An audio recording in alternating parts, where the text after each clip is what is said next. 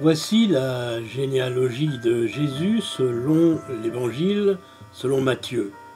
Cela figure dans le chapitre 1, du verset 1 au verset 17.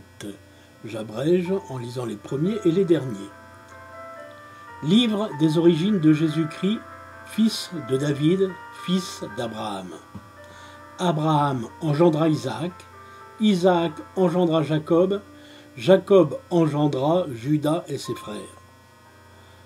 Avant-dernier verset, verset 16. Jacob engendra Joseph, l'époux de Marie, de laquelle est né Jésus, que l'on appelle Christ.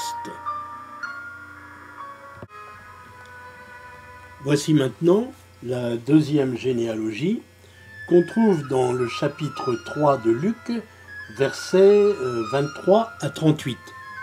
Les deux généalogies sont sensiblement différentes, ce qui pose de sérieux problèmes dont je ne parlerai pas puisque ce n'est pas de l'historicité des évangiles dont je souhaite parler, mais de la question de la présentation de l'identité. Et là, il est bien question effectivement avec la généalogie de son identité, puisque je lis en 23, alors cette généalogie, indépendamment des autres différences, la généalogie de Luc commence par la fin, si j'ose dire, c'est-à-dire la naissance, et remonte jusqu'à Adam. C'est le mouvement inverse de celui choisi par Matthieu. Donc en 23, je lis, Jésus, à ses débuts, avait environ 30 ans. Il était fils, croyait-on, de Jésus, fils de Élie, fils de Mathat, fils de Lévi, fils de Melchi, fils de Yanaï. Et ça se termine au verset 37 et 38 par fils de Hénoch, fils de Yaret, fils de Maléléel, fils de Caïnam, fils d'Énos, fils de Seth, fils d'Adam, fils de Dieu.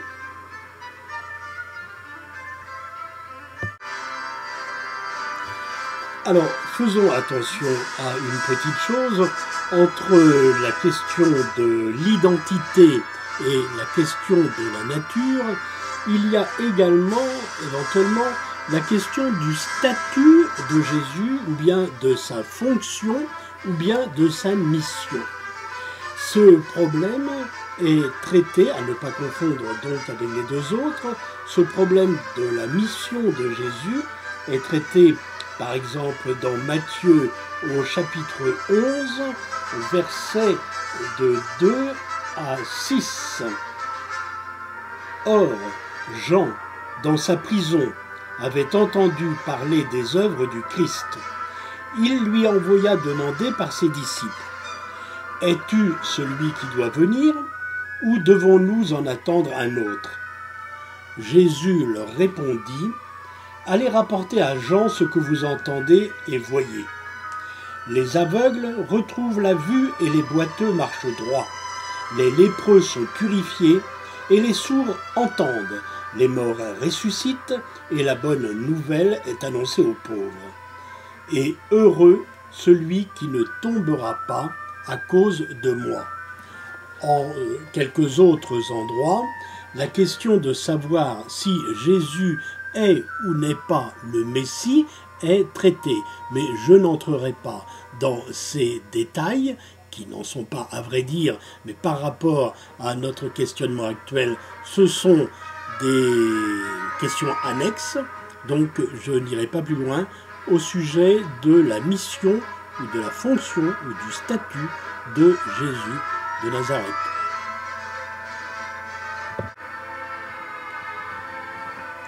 Revenons à la question de l'identité de Jésus.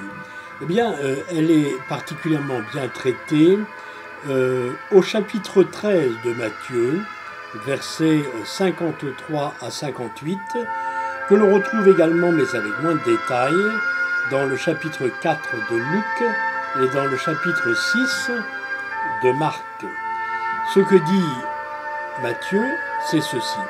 Quand il se rend, Jésus, au cours de ses pérégrinations, au village d'où il est issu, c'est-à-dire Nazareth, eh bien, il a la surprise, apparemment, de constater que ces miracles ne fonctionnent pas, et ils ne fonctionnent pas, semblerait-il, tout simplement parce que les gens le connaissent et ne croient pas qu'il puisse faire des miracles. C'est de là d'ailleurs que vient l'expression « nul n'est prophète en son pays ».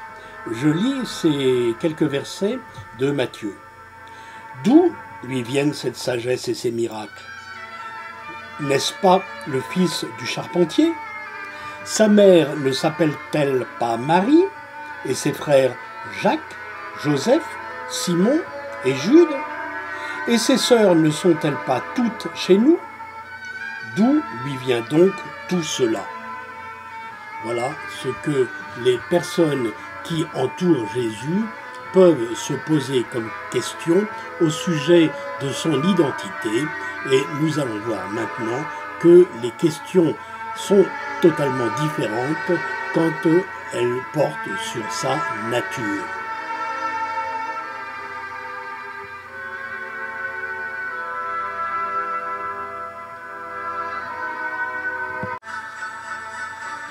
Concernant la question de la nature, il y a deux temps très différents dans les 4 évangiles canoniques.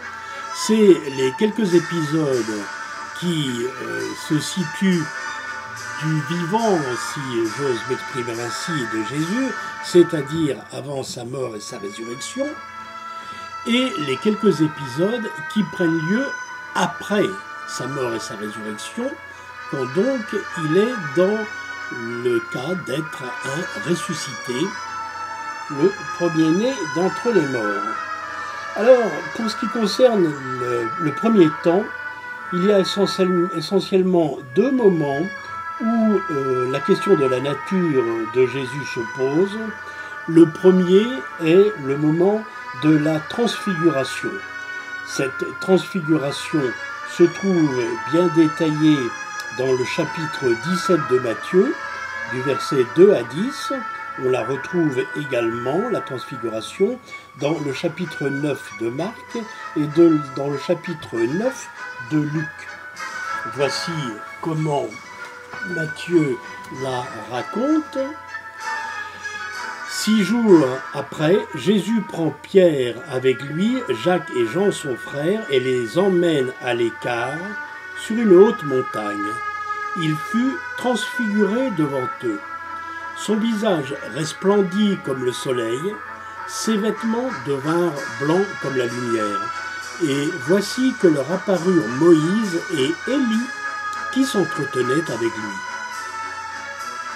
Intervenant, Pierre dit à Jésus, « Seigneur, il est bon que nous soyons ici. Si tu le veux, je vais dresser ici 3 tentes, une pour toi, une pour Moïse, une pour Élie. » Comme il parlait encore, voici qu'une nuée lumineuse les recouvrit. Et voici que de la nuée, une voix disait, « Celui-ci est mon fils bien-aimé, celui qu'il m'a plu de choisir.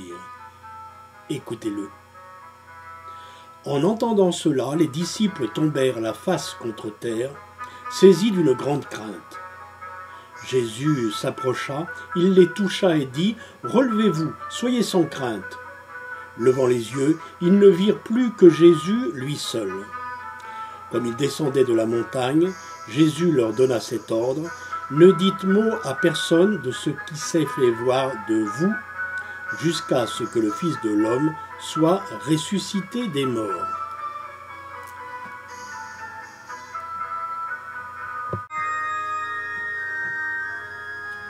Concernant la nature de Jésus et ce qu'on trouve comme indice après la résurrection, en fait, il faut lire extrêmement attentivement les 4 évangiles canoniques pour toute la période postérieure à la résurrection. Je ne retiendrai que 2 épisodes pour illustrer la différence entre la nature et l'identité. Le premier est celui de la rencontre entre Jésus et ceux que l'on appelle les disciples d'Emmaüs. Soit dit en passant, cet épisode n'existe que dans Luc, et il est absent des 3 autres, mais je n'en dirai pas plus sur cette question extrêmement importante des variantes, parce que ce n'est pas le sujet. Donc Jésus s'est montré en public pendant une assez longue période, 1 an si l'on en croit les 3 évangiles synoptiques, 3 ans si l'on en croit l'évangile johannique, et il se trouve qu'il va se montrer après sa mort à quelques-uns des disciples et ils ne le reconnaissent pas, ce qui est tout à fait extraordinaire. Ils ne le reconnaissent pas jusqu'à ce que Jésus décide de se montrer à eux. Je vous lis seulement 2 versets, Luc chapitre 24, verset 15. « Or, comme ils parlaient et discutaient ensemble, Jésus lui-même les rejoignit et fit route avec eux. Mais leurs yeux étaient empêchés de le reconnaître. » Et un peu plus tard, au chapitre 24 toujours et au verset 31, on lit ceci. « Alors leurs yeux furent ouverts et ils le reconnurent. Puis il leur devint invisible. » À nouveau, il disparaît, on ne sait pas comment.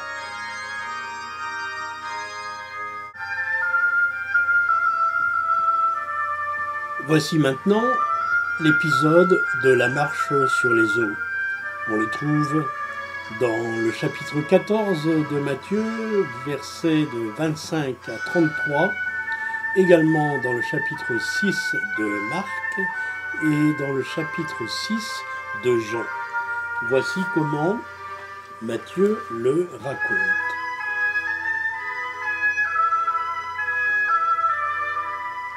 Vers la fin de la nuit, il vint vers eux en marchant sur la mer. En le voyant marcher sur la mer, les disciples furent affolés. « C'est un fantôme, disaient-ils. » Et de peur, ils poussèrent des cris. Mais aussitôt Jésus leur parla. « Confiance, c'est moi, n'ayez pas peur. » S'adressant à lui, Pierre lui dit, « Seigneur, si c'est bien toi, ordonne-moi de venir vers toi sur les eaux. » « Viens, dit-il. » Et Pierre, descendu de la barque, marcha sur les eaux et alla vers Jésus. Mais remarquant le vent, il eut peur, et commençant à couler, il s'écria, « Seigneur, sauve-moi » Aussitôt, Jésus, tendant la main, le saisit en lui disant, « Homme de peu de foi, pourquoi as-tu douté ?» Et quand ils furent montés dans la barque, le vent tomba. Ceux qui étaient dans la barque se prosternèrent devant lui et lui dirent, « Vraiment, tu es le Fils de Dieu. »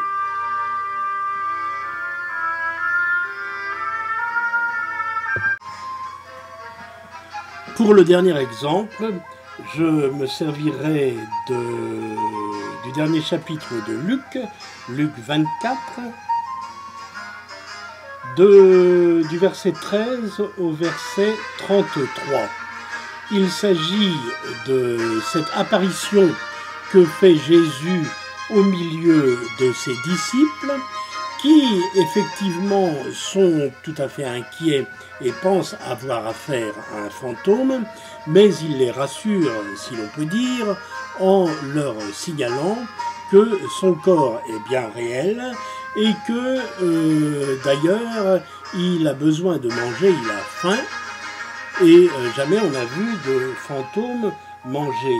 Alors je vais vous lire Luc 24, 13 à 33 ou 43, mais cela se trouve aussi sous des formes légèrement différentes dans l'évangile de Jean. Je dirais même que Jean précise bien qu'il apparaît alors que les portes sont fermées. Ce qui est moins clair, c'est dit, mais c'est moins clair dans Luc. Je lis donc Luc, et j'interromps un instant pour citer Jean. Luc. Comme il parlait ainsi, Jésus fut présent au milieu d'eux, et il leur dit, « Quel est ce trouble? Donc Jean, citant la même anecdote, écrit « Alors que, par crainte des Juifs, les portes de la maison où se trouvaient les disciples étaient verrouillées, Jésus vint. Il se tint au milieu d'eux et il leur dit « La paix soit avec vous ». On revient donc à Luc, mais je vous conseille de lire également Jean, qui est particulièrement intéressant, puisqu'il met Thomas en scène, ce que ne fait pas Luc. Donc Luc fait apparaître Jésus qui dit « Quel est ce trouble? Et pourquoi ces objections se lèvent-elles dans vos cœurs? Regardez mes mains et mes pieds, c'est bien moi. Touchez-moi, regardez. Un esprit n'a ni chair ni os, et vous voyez que j'en ai. » À ces mots, il leur montra ses mains et ses pieds. Comme, sous l'effet de la joie, il restait encore incrédule, et comme il s'étonnait, il leur dit « Avez-vous ici de quoi manger ?» Et ils lui offrirent un morceau de poisson grillé. Et il le prit et mangea sous leurs yeux. Nous sommes donc ici entrés dans la problématique de la nature de Jésus, qui n'a strictement rien à voir avec son identité.